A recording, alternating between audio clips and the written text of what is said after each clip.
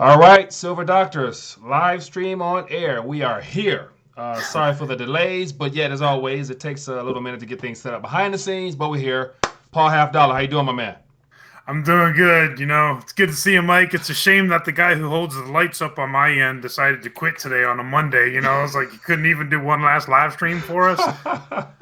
Yeah, man, the stuff happens out of nowhere. So today we have a very exciting show of just information to share to really get people to begin questioning and realize things are unfolding, not only in the political realm, but we got the social unrest. We got all types of events happening globally. So go and dive into it. So let me actually take a second to acknowledge a couple people's presence. Let me pop out my chat here. As always, Paul, feel free to scroll through it and see who's tuning in. If we have any new viewers, definitely let us know where you're watching from. Want to acknowledge your presence. And definitely appreciate you taking time with us this afternoon on a Monday, the 21st day of the month of October. So let me see here as it loads up on my end. Any names? Anybody stand out as of now? Go ahead. Yep, we got David Duke from New York City. We got Denmark, Fidelio. Okay. We got low blood pressure from Corpus Christi, Texas. I heard there were some hurricanes over there. I hope he's all right. Not hurricanes, tornadoes. Like they call them like boom cyclones or something like that. But we got KP Dad. We got Silver Junkie. We got who else we got? We got Pabar, we got John Michael Karma. So we got a lot of people joining us right now, Mike. Good deal, good deal. So everybody, welcome to the stream, and let's kick it off where we want to start off at. So Paul Half Dollar, let you go ahead and lead the way. Where are we heading first? I don't know, but okay, here's where we're heading first. Because you saw my title, right? Yes, I did. Okay. Yes, I did. Here's where we're heading first. This is going to be the first thing, and it's going to be a link. So this is the United States. So this is what's on Market Watch in the United States. So I'm going to read the title as you are framing that up. And the title says, How to Buy Toys for the Kids Who Have Everything. Well, it doesn't even say who have. It should say who have. They for the kid. How to buy toys for the kid who has everything. This is what we're thinking about here in the United States. The economies around the world are collapsing, and we're talking about how to give spoiled kids that have everything in the world even more toys. Well, we got Christmas coming up in literally, less than 60 days, give or take-ish. So it's the holiday season. In the midst of all the problems we're having, what better way to divert people's attention by pointing them to another way to spend and consume? Because remember, if we don't consume, we have nothing on this side of the planet. So shop. So that's Market Watch. Yeah. If you go to investing.com or Bloomberg or Yahoo Finance, what they're talking about is the trade war, right? This abstract concept about the trade war. And about how, it's weighing on the markets and, what's going on with the trade. That's been going on for 2.5 years, right? Yeah. And that's what we're still focused on over here. The economies around the world are imploding right now. I think the economic collapse has begun, and I think it's a rolling type of economic collapse. And no place on earth is, sparred from this as far as continents are concerned. We see it with Hong Kong/China. We see it in Europe. I want to talk about that. I know you want to talk about Chile and in Latin America. So there are just protests, riots, chaos, civil unrest. Everything is just going on a monumental scale.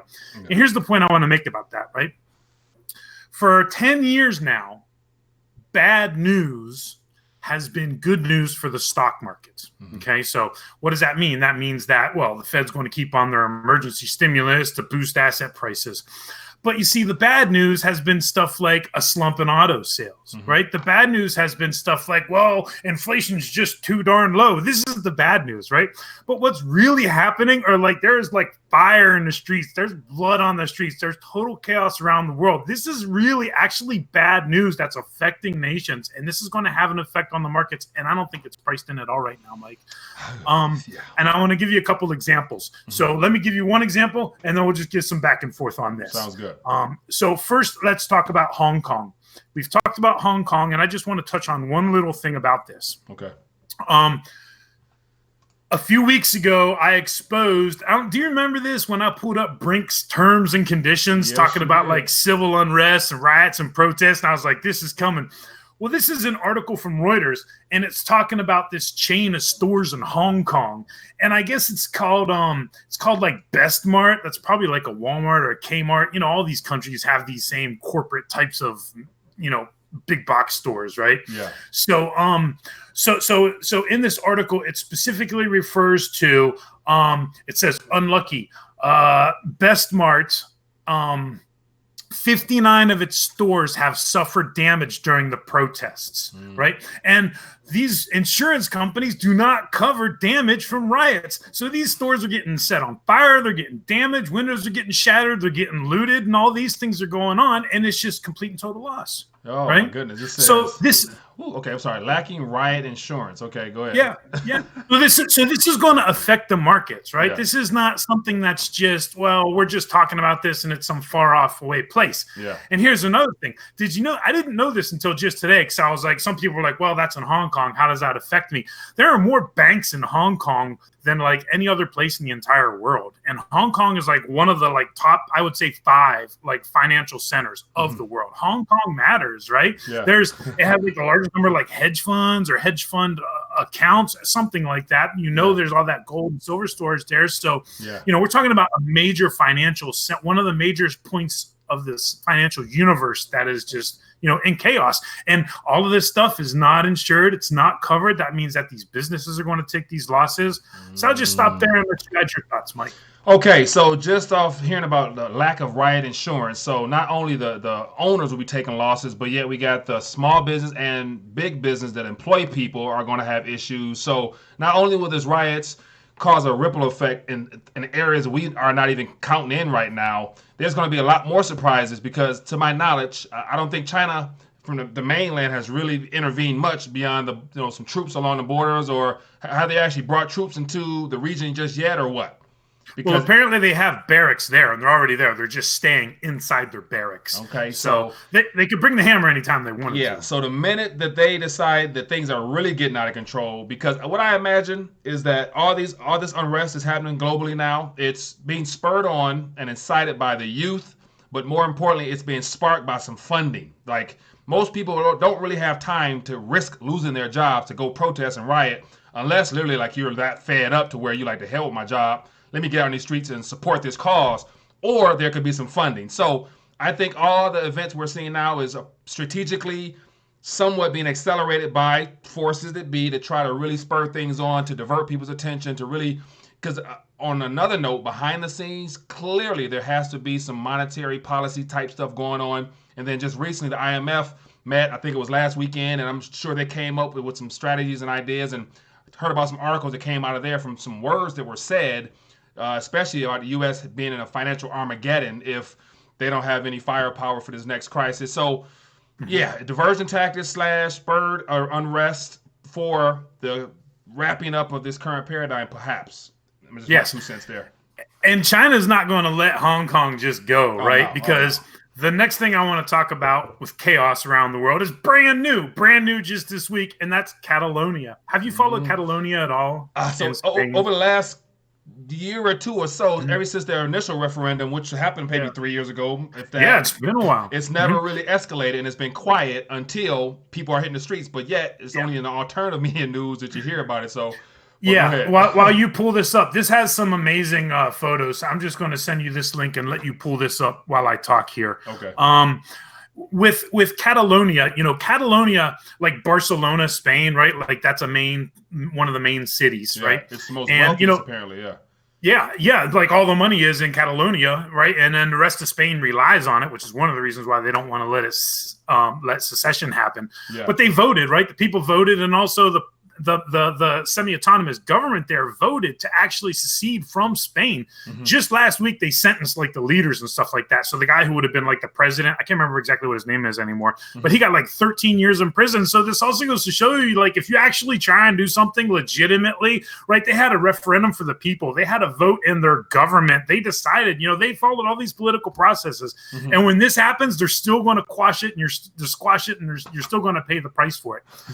Can you see the protests? Yeah, give me 1 second. I'm popping it up right now. Had some.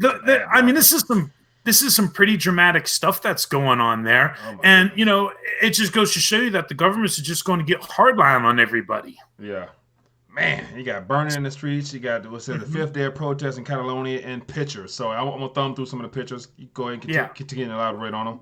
Wait until you see the one with all the rocks that have been hurled. Here's what I would like to ask, and then we'll move on to the third example, which is in our own backyard. Okay. Here's what I would like to ask. When this comes to America, Mike, how do you mix these two things? I'm going to give you two things, right? It's like a recipe and their ingredients, and you got to bake this cake. Okay. You ready for your first thing? Sure, go ahead. Americans that are armed to the teeth. Ooh. Okay, so that's ingredient number one. Here's ingredient number two you got to mix with it. You ready for it, Mike? Yeah. Everybody in America is entitled to something from everybody else.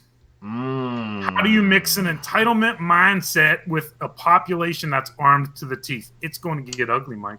Yeah, and so on a side note, are these guys like playing chess in the middle of a pro? This is that's yeah. Okay, so man, so two ingredients we got: heavily armed population and a lot of broken promises. yeah, and an entitlement society where everybody thinks that. Yeah, where you owe me and you owe me and you owe me and I'm gonna get what's mine, right? I mean, this is not going to be a good picture when it comes to the United States.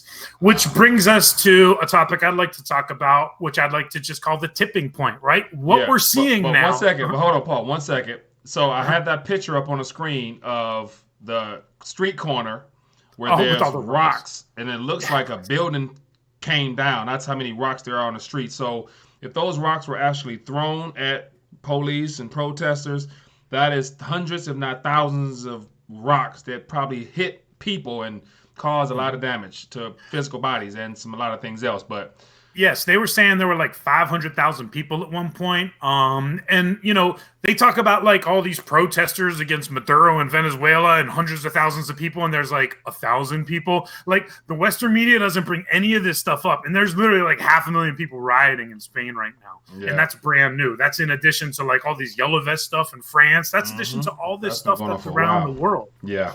Because here's the other thing, right? This is what I was saying in my Outlook this morning.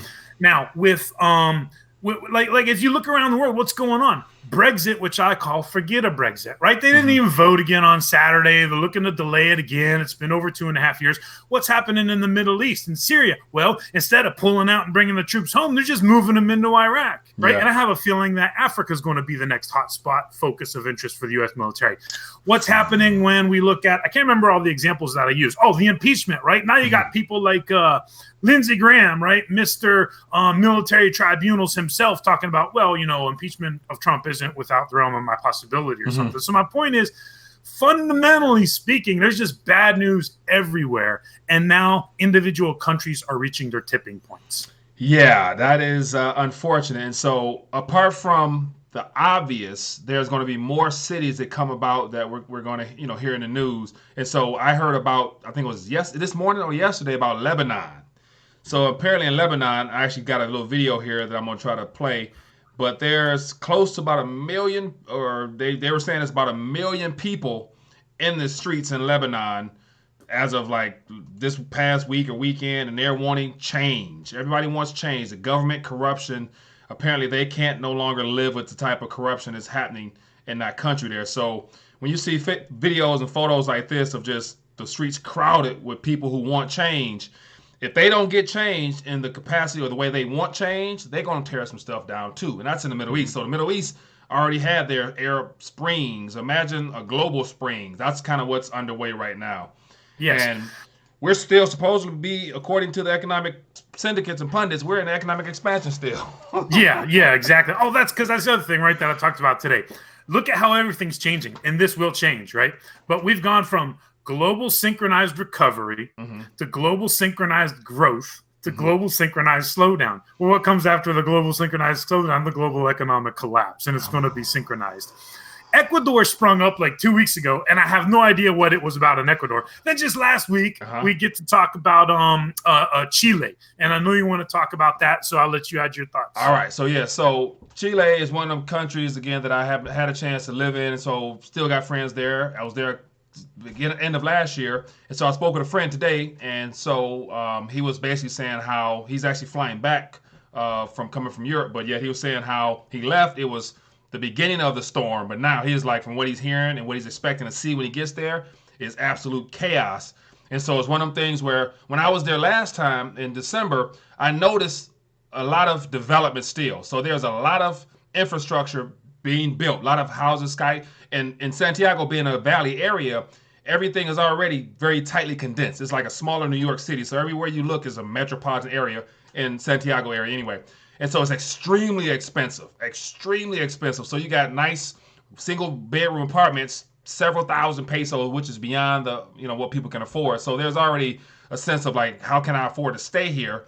And then you have a big wealth disparity between a lot of people who have and a good portion of the people who do not have, and everyone trying to find their way in between. And it looks like the younger population, which might be the catalyst for all these events globally, because they were taught to go to school, good grades, and all that stuff like that. But then they're finding out they don't have opportunities the way that their parents might have had or grandparents might have had, and the cost of living and even going to school and all that stuff is changing. So it looks like the whole idea of raising the cost of the public transportation there sparked it.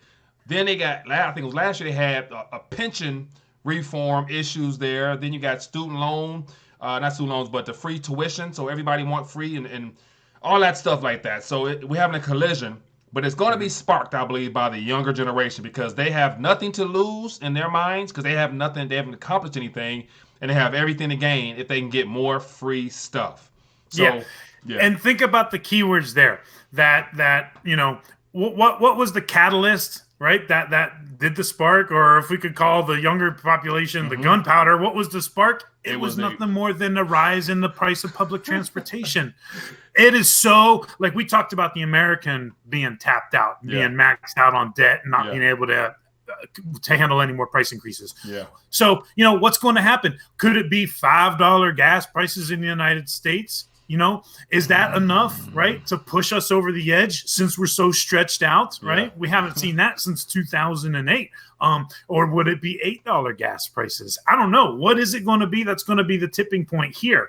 But, it's one thing that seems insignificant, right? So it's just, mundane. We're getting together. Public transportation, we've got to increase it X percent. And then that was it. And now you got a country that's a declared state of emergency. Legit people dying because that's why they're playing chess in Barcelona, because so far it's like water cannons and tear gas. Well, in Chile, they got their rifles out and they're not shooting rubber bullets. You know what I mean? So there's people dying. They've declared in a state of emergency. Yeah. They're burning down buildings and they're attacking not just like the public transportation buildings, but other things as well. Yeah. So my point is, it could be something so insignificant that starts it. Yeah. And what's interesting about the Chile situation, from a little information I've gathered, is that they are maybe 20 plus 30 years away from having a constitution rebuild.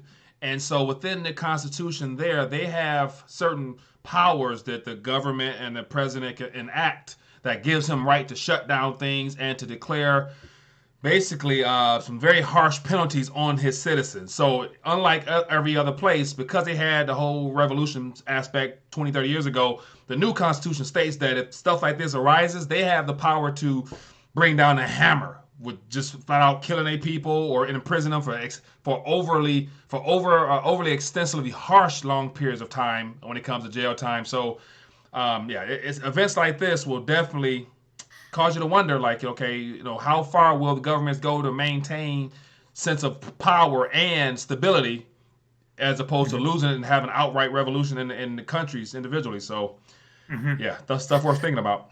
Yeah, and you can see where Americans' priorities are, right? On Christmas presents for the kid who has everything, and on the trade war back and forth. Now watch it. It's not even that it's Americans' priorities or whatever. It's the mainstream's agenda to divert attention from events such as that, to get people in that cheerful holiday season spirit. You know what I'm saying? So I think they're deliberate. So I wouldn't be surprised if we hear more ads that take our attention away from the impeachment stuff, the social unrest stuff, the financial stuff. Now it's time to get ready to consume. We got Halloween coming up, and that's another. So every month in the year, there's a month where you can consume heavily, where businesses make billions of dollars.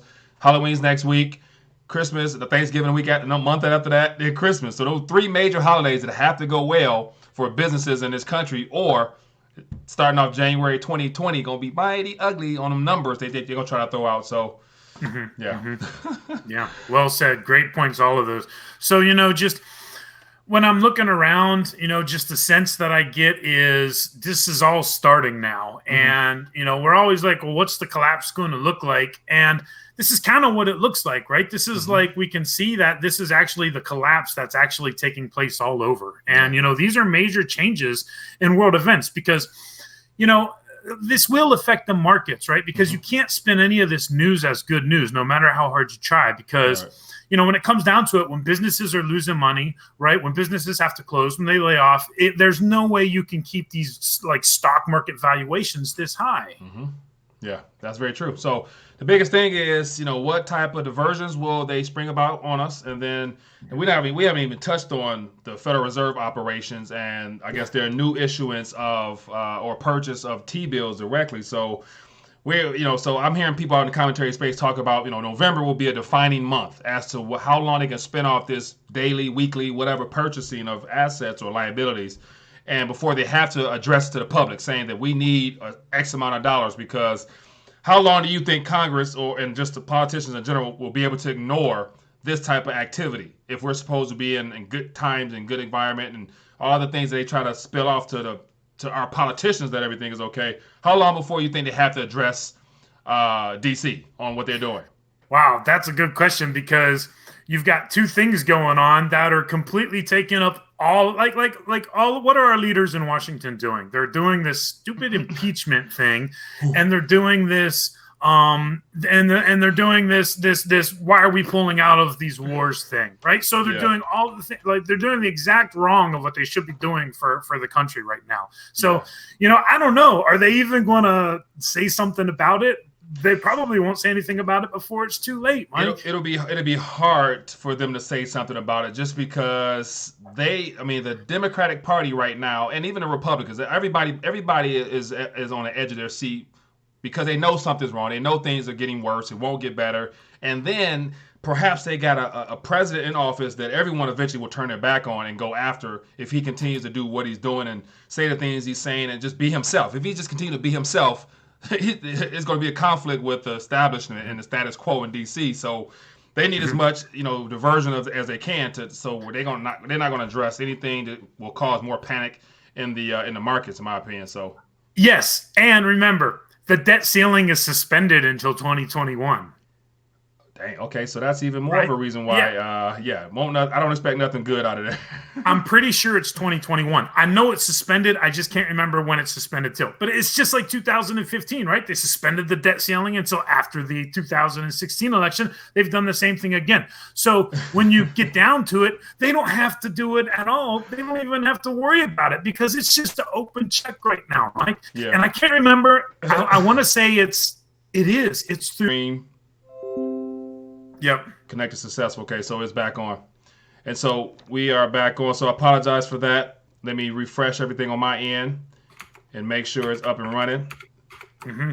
And as always, as things get really juicy, things happen to go out. But we're here. So we're back. So I apologize for that hiccup, but we can keep the party moving. Go ahead. Yeah, people think that we don't get subject to attacks. Mike, the second I loaded up that David Morgan interview last week, it was instantly demonetized. Instantly. There were only 5 views and it was demonetized. And 2 of the views were mine because I was editing it and watching the post-production. I'm telling you, Mike, they specifically target specific people and outlets. I mean, they do. I showed that screenshot of it. There's just no way around it. So we do get attacks like that. Yeah. But I can't remember the point that I was making. Oh, it was about the debt ceiling, right? Uh-huh. All right, so go ahead. Finish that and someone in the chat was saying it's suspended indefinitely. Yeah, so my thing is, why even call it a ceiling? You can't remove a ceiling or continue to raise up a ceiling to in perpetuity as if it's not going to one day come down and collapse or just get to a point where people are going to ignore it. People won't even respect it, and that's what's currently happening now. If you keep extending it or removing it or kicking it down the can, you're basically saying that you can counterfeit, bring into existence as much currency as needed for whatever purposes. So think about this. Here's one thing that most people may not have been really thinking about. If majority of the U.S. Federal Reserve notes are held outside this country, if you are a holder of those instruments, and whether it be in the securities aspect or the treasury bills or bonds, whatever, or actual paper currency, if you see what's going on in the U.S. and they just print to accommodate banking policies and whatever from malfunctioning completely, eventually that has to hit the street. So at what point will you say, hey, they over there printing with no concept of or no idea of when to stop or how to resolve this? Let me go ahead and start spending these things. Let me go ahead and start buying something now, because if they're printing, I'm saving. Who's going to lose out? So pretty soon, 2020 might be the year where people realize, hey, maybe holding on a lot of these things, even though in my country, whatever my currency is failing, the dollar will eventually have its issues as well because of monetary policy. So let's start looking to, unload some of these things. And then you spell, problems we're going to have here. Yeah. Yeah, those are all good points because, and the dollar started falling a lot last week. And that's interesting because President Trump hasn't said anything really about the dollar since October 1st, which is the last time he was a weak dollar guy. At least on Twitter. Yeah. But and it's very interesting that he hasn't, because he's been talking about how it's killing us and it's bad for the American economy and exports and all this. But yeah, this is one of the reasons why the tinfoil hat that I like to wear every once in a while, is a little bit too tight. But still, why are all these new financial products being brought? Like all of these, there's something like I read something like 600,000 ETFs closed down just this year. Well, if 600,000 ETFs around the world, right? If 600,000 ETFs closed down this year around the world, well, how many are there altogether? There's got to be like millions of these things. It's just, so, why hasn't it hit yet? Because there's just so much dirty financialized profit to be made in all this financialization that we have, when you can borrow money at, from the Fed, right? Or if you can borrow, if you're a major player and you can borrow money, right, at 1%, you can get 2% on a treasury, and then you can take that 1% to go play in the market, but you need all these financialized products to do it with. I mean, this is why it's gone on for this long. Yeah. Did any of that make sense? Because we got cut off, so I was rambling. It does. As always, we just go, whatever comes. And so I'm sure the people can understand and decipher and decode it. That's the good part about alternative media. You can just share your opinions, and people can pick up where they want to pick up and get what they want to get out of it accordingly. So, But watch this. What I was doing, so I think what probably happened is I signed in because we haven't gotten a call yet. So as always, I didn't even mention the number. You can see it on the screen, of course, but 567-336-0844. Give us a call if you have a thought you want to share directly, or in the chat, highlight at Silver Doctor so it'll stand out and we can address it or answer it or comment on it. So either way. But Brandon's got a silver foil tin hat. Oh, it wouldn't be tin then. It's silver foil. Silver foil hat. Yeah. Priceless.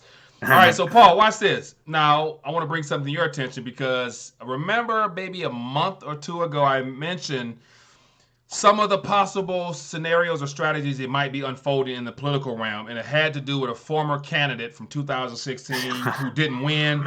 And you said, no, it's not likely that it could probably happen. She's da-da-da-da-da. So I would wonder, like I sent you a text message over the weekend about, well, so what is going on? And so once again, I was on a treadmill early this morning, and I'm watching, and I'm seeing Gabbard, Clinton. I'm like, huh? Like, what is going on here? So I got a little article here. And so it's one of the things where I'm like, at this point, all gloves are off. It's time to get rough and get dirty any way possible because a lot's at stake for 2021 and 2021. But here's an article from Fox News. And so Clinton either is being thrust into the light again or strategically set into the light as a diversion tactic or a pre-filler to see how the public responds to her possibly being thrown into the mix as possible presidential candidate because of the lack of credibility behind the people who currently running now. And so they're going to make it a woman's fight, it looks like. It's going to be one lady versus another one, same party, same mindset, different concepts, but the good guy, bad guy, or good woman, bad woman concept. And I anticipate seeing a lot more of this. And so it says, does Hillary Clinton's Tulsi Gabbard attack signal another presidential run and loss? So Paul Halfdollar, what's the likelihood of this type of story getting more headwind in the next couple of weeks, days, months, or whatever? Well, the likelihood of the story getting more headwind is great, and I think we're going to get more headwind. But the likelihood of Hillary Clinton running for president in 2020 is zero, Mike. I don't know. Think about this. Who's the front? So I don't follow it much because it doesn't matter who wins, in my opinion. It's all going to come to a day of reckoning. But as of now, who's the front runners?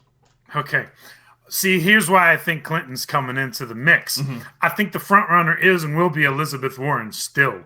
I think that Hillary is being brought in as an agent provocateur, and she's sent in there, right, to attack specific Democrat candidates. She's sent in there to affect certain types of moods and things on the Democratic Party. I mean, there's a ton of candidates still, right? How many candidates are there? Like 12 candidates or something like that. So she's in there, doing some fruit ninja on these candidates, and they're basically whittling it down to who they want for the establishment. I think that establishment person is Elizabeth Warren still. I do think that that's her. And then there's another reason behind this, right? Because if I'm, right about the economic collapse being by design and brought to the United States, then, just one more chance to suck up more of that wealth from unsuspecting Americans. Because if Hillary Clinton officially announces that she's not going to run for president, what happens to the stock market?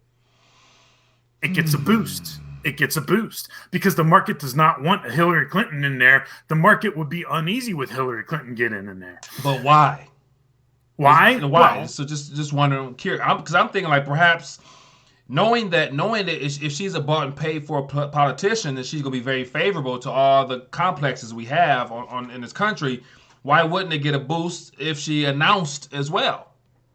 Because at that point, it's game over for the United States, right? That's where we turn into FEMA Camp USA. That's where all of the bad stuff that I envision happens, right? So, yes, on the one hand, she is like Wall Street's little puppet. That's no denying that. But on the other hand, that's not her role. Her role is to come in there with the fist and smash any and all resistance. So right now, I think that the outlook would be in the mainstream that it's bad for the stock market, which is when she officially says I'm not running, then the stock market gets a boost. We've been close to all-time highs, but we haven't broken through to it. I mean, obviously they could just buy minis and futures and whatever and ramp it up if they really wanted to. But, they have to add that suspense and give the illusion of an actual market. So I think that's what's going on. Because here's the thing, right? And I want to explain this. If I could for a minute, Mike. Yeah, go ahead. Why doesn't any of the deep state talk about that building, with the number siete from New York that fell? They don't talk about that, right? They just avoid it. So they can't really talk about Hillary, and they can't talk about what she's done. And I want to talk about something here, right? Yeah. Because, I've been in the military. I've been deployed. I know what, especially the State Department, right? The U.S. military, all this stuff. Mike, I have seen platoon sergeants get hemmed up for sticking an iPod into a government computer. Mike, you can't even use a wireless mouse and keyboard on a government computer. There are very, very, very strict levels of what you can and can't do with government security systems, especially when it pertains to the State Department and the military. Here's my point, and I'm going to give an analogy. Imagine this, Mike. It's back to school season and they're hiring bus drivers. You following me, Mike? Now, I go out, right? Well, not me, right? I'm going to use someone else. So this girl, we'll call her, let's see here. Who are we going to call this girl? We'll call this girl Heidi, right? So Heidi goes out and she gets a bus driving job and she passes all her background checks and her drug tests. And they're like, great, start driving the kids. And she's like, all right. Then she goes on her first day and starts picking up the kids, right? And she's not driving the school bus, Mike. She's driving a van, and it's pretty raggedy, and it's got free candy spray painted on the side of it, right? And while she's taking the kids to school, she stops and she picks up some alcohol and some drugs, and then she drinks and she gets high. She's taking the kids to school. And then, while she's in there, she runs the bus off of, a bridge, and then a few of the kids die, right? Now everybody's like, oh my God, people are dying. What's going on? Why in the world was this person driving? Why in this world was this person driving when she's high? Why she's driving when she was drinking? Why was she thinking that her own personal van would be better? Well, none of that stuff matters. None of that stuff matters. Just the fact that you can't have it like that. Hillary Clinton, this is my point. Hillary Clinton, just the mere existence of this server is enough. It doesn't matter if there was classified information on it. It doesn't matter what she was or wasn't using it for. Just the existence is enough in and of itself. That is a major, major no-no, Mike. And I've seen this in real life in the U.S. government happen to real people. Now, what I'm trying to say is, there's no way around this, so they have to avoid it. This is why I say there's zero likelihood that she will become a candidate, because, it's like it doesn't matter what the email server was used for, what it wasn't used for. Just being there is all you need. Okay. Just like it wouldn't matter in my bus analogy, right? It doesn't matter that she was drinking on the job and she was speeding and she ran it off of a bridge. Why was she using that bus in the first place, Yeah. Now, and so I would like to say that I can agree wholeheartedly with that.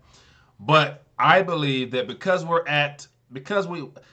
we could be approaching or in the 9th inning. And so if all bets are off, if everything that was considered typical procedures done in prior elections or whatnot, because everybody was on the same page as to the outcome of our economy, nevertheless the world power that we're at risk of losing entirely because of reserve currency status, then I can imagine us being presented with some things that we couldn't have never imagined, i.e. the server, even though it is of importance, it can still get her a good portion of the population just off the fact that she was preaching that she lost because of Russia helping him, even though Russia and with her buddies from what we're hearing now. But I think all those things that were pinpointed that Trump even mentioned, because he hasn't investigated her personally and dived deeper into all her dealings, she still has a chance. Because until Trump does what he said he was going to do 2 years ago, then like people are very forgiving, especially if they don't like somebody who is an actor, a billionaire mogul. Everybody always say he's a racist. So if they don't like him, they can care less about truth. They want what's comfortable. And if Hillary talks a good game, until Trump investigates and does what he promised he's going to do, she could still be a candidate and get a good portion of people's support because she was supposedly had gotten shafted last time. And so, yeah, but what do you think about like all the millennials that were like Bernie supporters, and then they realized he got like there's a lot of other issues too that we must contend with here. If she jump on that free bandwagon that her colleagues are preaching about, free debt forgiveness, free housing, free this, free that, millennials will shift, or the millennials in Generation Z would shift in a heartbeat because of the words free. And knowing we see all the social unrest happening now on unfulfilled promises, and the fact that the younger generation primarily are the ones that don't have much to look forward to because of the cost of living and so they're desperate. So it won't take much to sell somebody young on the idea that they can be a part of something and have a voice. And she definitely could be the person because of who she is, who she's connected with, and the fact that nothing. She's innocent still until proven guilty. So, as much as we say we know, we hear about her, she's still out here talking about, Gabbard if she's involved in all that. So, I just say I don't put anything past what can be thrown out at us, and people will run with it. That's how desperate things are at this current moment, in my opinion. Yeah, I mean, you do make some good points, so we're going to have to see. And I like it that we disagree on this. This is good because, she's either going to run or she isn't, right? So one thing is absolutely certain here, that either you or I'm going to be right on this. Now, watch this. Just the fact that she's in the mainstream news now. She took a 2-year hiatus to where she wasn't involved in nothing. She got refreshed, got a little new look about herself, got a little youth about herself now. And I've heard people talking about she has body doubles and all that stuff like that. So this stuff goes well beyond our head at the end of the day, but we're going to find out as always. But whether she runs, don't run, whether Trump wins, Trump don't win, we know the outcome. We know how this is going to play out because we're starting to see it now. So it's just a matter of how severe will it get. And so that's kind of where we are at, I think. Yeah. Oh, my goodness. And then one of the things, and I remember I sent you And I remember I sent you a message. We chatted a little bit about this the other day. Yeah. But I remember, I have a bad feeling about this whole Middle East thing because everybody's looking at President Trump like he's some weak person and he's not tough. And this is just to throw out there, right? But, so what does that mean? That means that if something flares up somewhere else in the world and it's not the Middle East, right, then it's going to kind of force him to act, right? Which is why I think that Venezuela could become hot again. Because, there was news about Rosneft Rosneft, or however you say it, the Russian oil company, is moving in to take over control of Venezuela's PVDSA or whatever it's called, the state-owned oil company. Yeah. And I should have had this prepared, but I don't. But I'm going to search it real quick. But my point with that is this. People say, well, it's not. Remember, we got that one call, and they're like, well, it's not really about oil. But, sure. How much of that is actual geopolitical chess, and how much is it about oil? That's not my point here. My point here is this. On the surface, still, either way, right? Oil is, in fact, what makes the world go round. And at the very essence of it, it is about oil, because oil is energy. Yeah. And what this, President Trump's retweeting this, and it says, we have secured the oil, right? We have secured the oil. Talking about he secured the oil in Syria, right? Mm-hmm. So, Russia's in there brokering all the police, but we've secured the oil. So, what are we going to do in Venezuela? We're going to go down there and secure the oil down there too?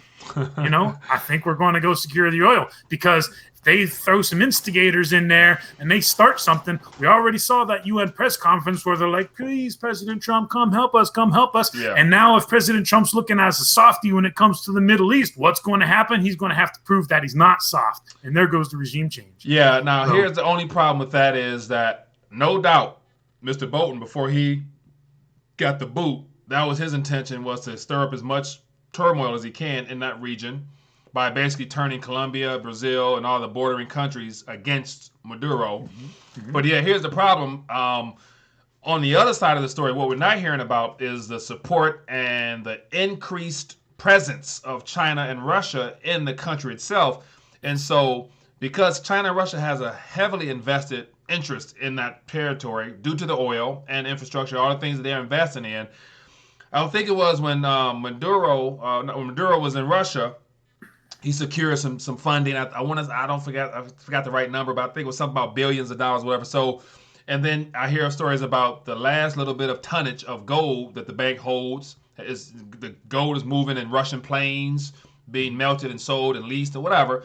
And so I don't see the U.S. actually having an open door down there unless they go in and create some type of false flag event that would then get the world's attention, saying Maduro, who is, God forbid, he's killing babies down there, so we have to go in. And then, because no doubt we got troops all along there. We got troops in Colombia, whatever, just waiting under PSYOP type operations. But so yeah, it's gonna be hard because Russia they've always been one step ahead of the U.S. Even under Obama. Putin was always one step ahead. I wonder, does that have anything to do with him being a grandmaster chess player type of skill set when it comes to strategies and all his back past, good or bad or whatever. But yeah, so we always reacting to problems as opposed to bringing solutions. So no matter what, I don't think it's going to work out. But it'd be interesting to see.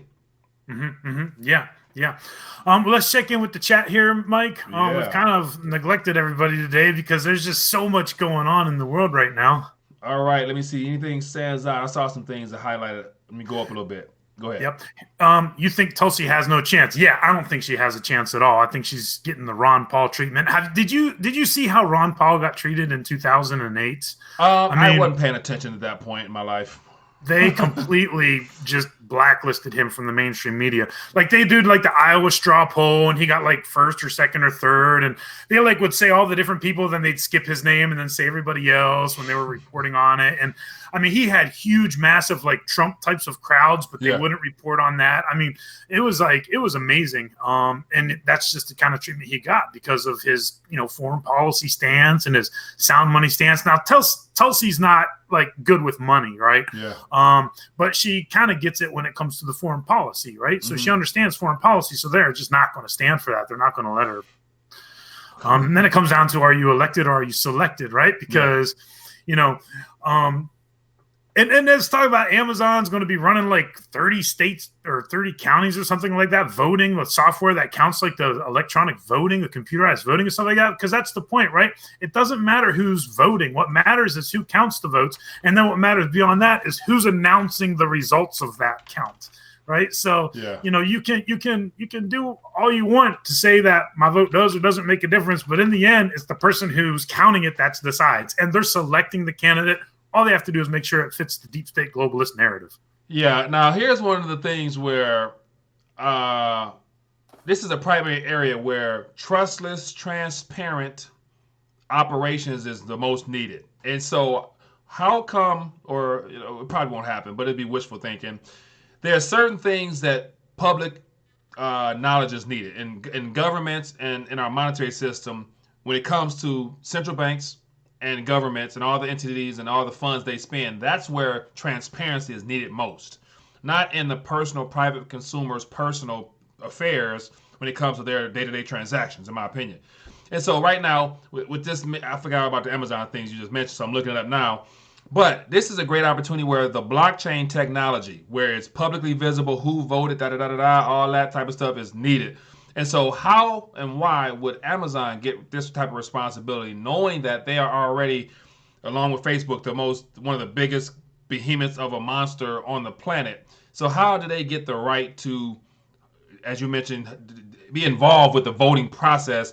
And who in their right mind would actually believe that it would be fairly counted and fairly, because it's not transparent. So if there's no transparency, then how can you really rely upon anything coming from a behemoth of a monster such as Amazon and all those other type of entities? Right. Plus, Amazon's not just a place where you can buy books and shoes, right? It's also like Amazon Web Services, right? This is like a major Department of Defense CIA contract that they have. So not only is that, but you take it up one step further, and it's like they're already in bed with the CIA and with the NSA with their Amazon Web Services. Yeah. So it just gets, it goes from bad to worse. I personally think, that it should be going back to the old school way. People laugh, oh, look at those backwards people in the third world. They get that dot on their thumb and then they go vote. Well, guess what? That's the most secure kind of election there is. When it's local like that at the local level, and you got to wait on all these different places to count up the votes, and you got people from both sides of the parties. Yeah. And actually in most countries, it's like 4 or 5 different parties, but you got representatives from all the different parties, and it's like a community thing, right? Where like, you as an individual, you can go volunteer to be like an observer for the vote, right? These are what happens in all around the world, but here it's not like that at all. We just trust that the system is fair. Chris Martenson has shown, like, through statistics, that voting is rigged in so many different ways, just tons of different ways, from like the software to the double counting to the ballot stuffing. There's just like infinite ways that they rig the vote here in the United States. Yeah, and so once again, it's all led to the outcome that they want the people to perceive as being true. Like, just the idea that if it's close, then they can clearly just 1 or 2 votes or a couple hundred votes, a couple thousand votes by the flick of a switch or some keystroke can determine our nation's future. And whatever it is, whatever the future they have for us is not something that will give people transparent type of opportunities to see what's happening in our government and the monetary system. And so the goal is to keep everything behind the scenes and keep people in the dark and dumb down. So, yeah. Yeah. So let's keep it moving. So we haven't had a call in yet, unfortunately. So the numbers are open. I wanted to make sure the lines is up and running. Oh, someone just said trying to call in, no answer. That was low blood pressure. Low blood pressure. Give me a call back, man. I apologize for that. And so nothing went off on my side, but definitely, hopefully it goes off this time. So give me a call, and we'll see if we can get you on here. Disruption of food stamps be the spark. Yeah, that's definitely one of those things that's going to cause some riots in inner cities. No doubt about that. Back when I was in Mexico, right, like a little bit after I left, they used to do these things, right, where they have like this thing called the Comercial Mexicana down there, and it's kind of like a Mexican localized version of Walmart, but they got Walmart, just all the big box stores, right?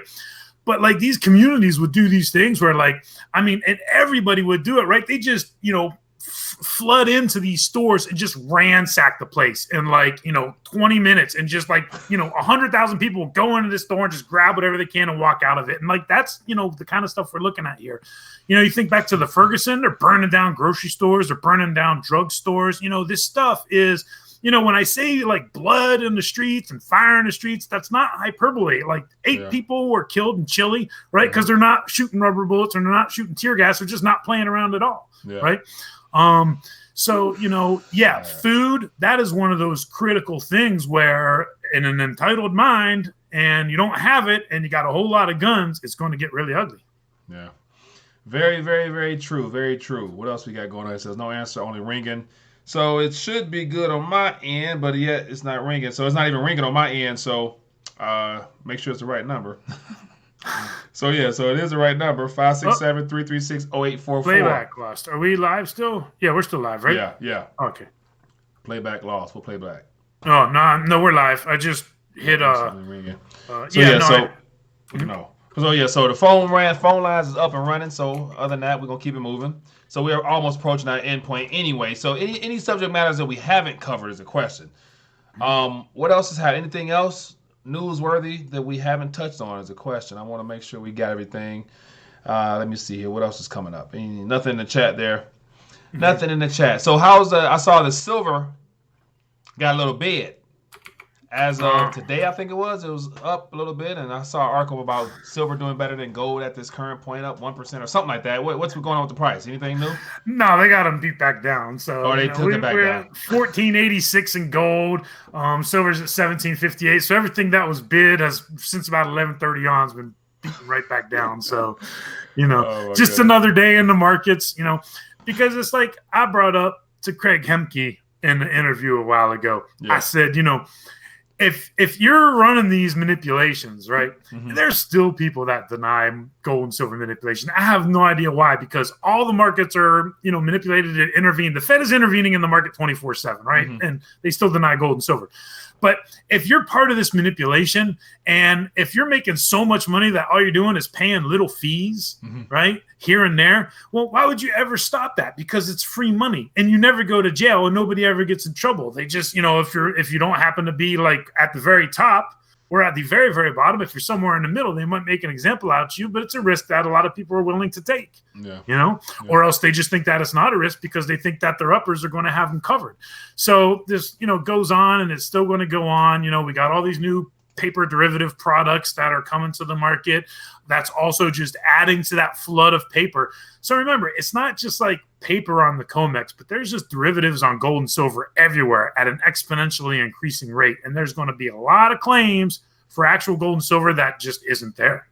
Yeah, man. So a lot of broken promises. Once again, a lot of broken promises will lead to a lot of broken dreams. I mean, think about everyone's lives is based upon the fact that they can work hard and enjoy their life now, set some aside, put it into products that's being offered to you for a rainy day, and they'll grow because of a concept called compound interest that when you retire 20, 30, 40 years from now, it'll be waiting on you, and you can then withdraw and enjoy the rest of your life, or then pick back up on the dreams you decided to let sit while you worked and accumulated and took care of your family and all those type of things. So I've over the last couple of weeks especially really been changing my approach and my philosophy a lot, just because I think that because of the amount of promises that will be broken, you have to change your strategy, in your personal opinion. Like doing the status quo and doing what your parents did or your grandparents did will definitely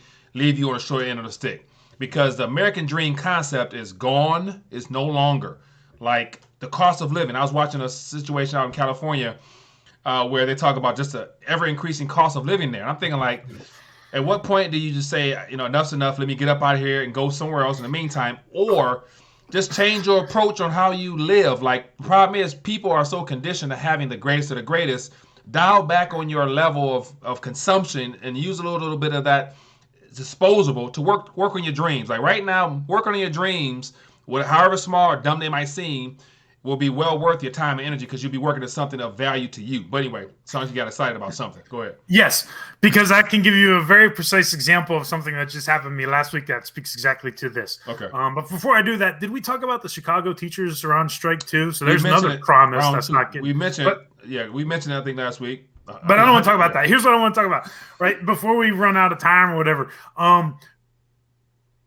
My daughter, right, plays sports. She does all these different sports, and she's about to start her next sport. And it's funny because, like, we had to go to the high school and go to this meeting because we're going to be, like, cutting kids and stuff like that. And you still got to pay, like, to go through this season of sports. It's, like, literally probably going to be, no joke, $750 out of my pocket for the, for the uniforms, right, and for because there's a couple of overnight games, and then just for the fee in and of itself. And there's, like, all these fees, right, so they can play a high school sport at a public high school. Yeah. But before we went to this meeting, the superintendent came, right? And he started giving this talk. because apparently there's like some referendum. I just moved here, so I'm not too keen on everything, but this is my luck, right? Yeah. Apparently up for ballot is some sort of special levy or new increase in the tax assessment or something like that from the taxing body of the school district, right? They want to put something on a ballot, or I don't know exactly what the details are. But my point is this. What he was trying to say was that this happened to us once before. He's like, this is a top 5 district in the state, so we're not going to let our academics fall through. And I'm like, well, it's No Child Left Behind. It's the same academics everywhere. All you got is a sports program. But anyway, that's not the story. The story is this, right? He's like, when they had these problems in the 1950s, everybody sacrificed and everybody came together and they made it happen to build 2 schools in 5 years. And the only thing that I could think about is like when the people hear this, they're probably like, oh, that's some sacrifice. We could do that. They're just talking about, a couple dollars a month or $100 a year, or whatever it's going to be. I don't know. But here's the thing, right? Back in the 1950s, an actual house, right? An actual building, right? I can't remember the number, but it was like if you made like $3,000, the house cost $6,000, Mike. Right now, it's like 10 times what your income is. So, if you're making $150,000 is like $1.5 million or whatever the median household income is and the median price is. It's like 10 times, right? Yeah. So like median household income is like $35,000 and median household price. Median household income is like $35,000. Median household price is like $350,000. That's my point. It's like 10 times more now. Yeah. So, and it's the same house, right? Because you still just have to have a place to live with plumbing, electricity, phone service, and all that stuff. Yeah. So my point is that brings home your fact with that prices are going up everywhere. And here's a clear-cut example of that, where you can't really look back and say, well, we've gone through this sacrifice before. Yeah, but that's when houses were only twice as much as what the income was. Yeah. Did any of that make sense? It does, 100%. And then that's where, as I was hinting at, like just, the importance of thinking beyond the way we've always done things before. That's where it's going to boil down to, because you can't continue to do the same things expecting change in an environment where change is being forced upon you. Like we're being forced to adjust what we consider valuable, what we don't consider valuable, what we can live without, what we can live without. Priorities is being forced upon us to have to address those things. So yeah, especially as parents, our kids are going to grow up in a much different future. So teaching them the importance of being able to save, but what to save in and how to, and so all of the things that come with just being a parent and on top of trying to enjoy your life as well. You know what I'm saying? So yeah, man, things we're going to be we're going to be confronting real soon. But we have a thought here that's highlighted. This is some gun fan. It says, I don't think that there's going to be disruption, but inflation, where the money won't buy anything. The merchants are not tied into the fiat system, so they will have no choice but to raise prices or raise dollars. So assuming that's talking about what we were just touching on a minute ago, about inflation. Go ahead. And Pierce 205 also said more silver indictments today, so we'll have to look into that and report on that as we figure that out. We'll post that on Silver Doctors later. But yeah, we appreciate everybody tuning in. I'm not sure exactly where Gun Fan is going with that. Other than, you got no choice other than to raise prices, and it starts to feed on itself sooner or later. Yeah. Very true. Very true. The classic example is Weimar Germany going out to eat and getting a bottle of wine, and by the time your dinner was over at that restaurant, the empty bottle was worth more than the wine in it, right? Yeah. With the bottle with the wine in it. That's the classic example of where we're headed. And that's how it just builds on each other and gets even faster. Yeah. Inflation is underway. All right, so we've been close to an hour, just shy of an hour. Mr. Halfdolly, ready to dial back and to call it in for this afternoon? Yep, let's dial it back, call it in. We'll be back on Monday. I'm sure the world will be in even more chaos on Wednesday. I'm sure the world will be in even more chaos by then. Yes, it probably will be, unfortunately. But it's one of the things where be of good cheer, keep your spirits high, trust in the Lord.